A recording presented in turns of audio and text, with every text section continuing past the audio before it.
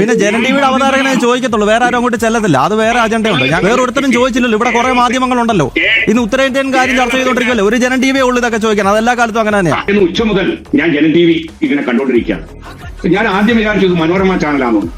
നമ്മുടെ ഏറ്റവും പ്രിയപ്പെട്ട അവതാരകൻ ശ്രീ അനിൽ നമ്പ്യാർ ജി അടക്കം മറ്റേ കരോൾ വസ്ത്രങ്ങളൊക്കെ സാന്താക്ലോസിന്റെ വസ്ത്രമൊക്കെ അണിഞ്ഞ് എത്ര ആകർഷണീയമായ, എത്ര ഉന്മേഷം ഉണ്ടാക്കുന്ന സന്തോഷകരമായ വസ്ത്രം ധരിച്ചുകൊണ്ട് ക്രിസ്തുവിന്റെ അവദാനങ്ങൾ ഇങ്ങനെ വാഴ്ത്തുന്നു. ഞാൻ വിചാരിച്ച മനോരമയാണ്. പക്ഷെ ജനം ടി വി ഇങ്ങനെ മാറിയോ എന്നുള്ളത് എന്നെ സംബന്ധിച്ച്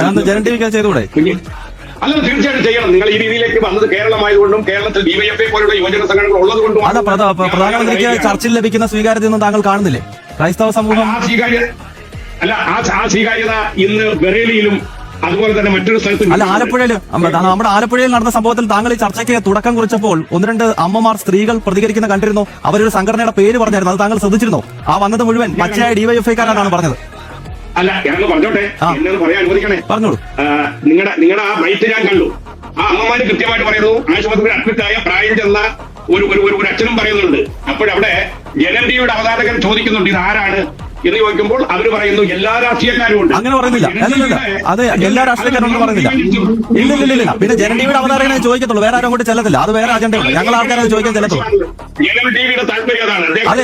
ഡിവൈഎഫ്ഐക്കാരാണോ അല്ല, ഒരു കരോൾ സംഘത്തെ ഇങ്ങനെ ഇത്രയും മോശമായ രീതിയിൽ മർദ്ദിച്ചിട്ട് ഇവിടെ വേറൊരു മാധ്യമ പ്രവർത്തനം ചെന്ന് ചോദിച്ചില്ലല്ലോ. അതല്ലേ ജലീൽ സാർ എടുത്ത് പറയേണ്ടത്? വേറെ ഒരുത്തരും ചോദിച്ചില്ലല്ലോ. ഇവിടെ കുറെ മാധ്യമങ്ങളുണ്ടല്ലോ. ഇന്ന് ഉത്തരേന്ത്യൻ കാര്യം ചർച്ച ചെയ്തുകൊണ്ടിരിക്കല്ലോ. ഒരു ജനൻ ടിവിയെ ഉള്ളൂ ഇതൊക്കെ ചോദിക്കണം. അതെല്ലാ കാലത്തും അങ്ങനെ തന്നെയാണ്.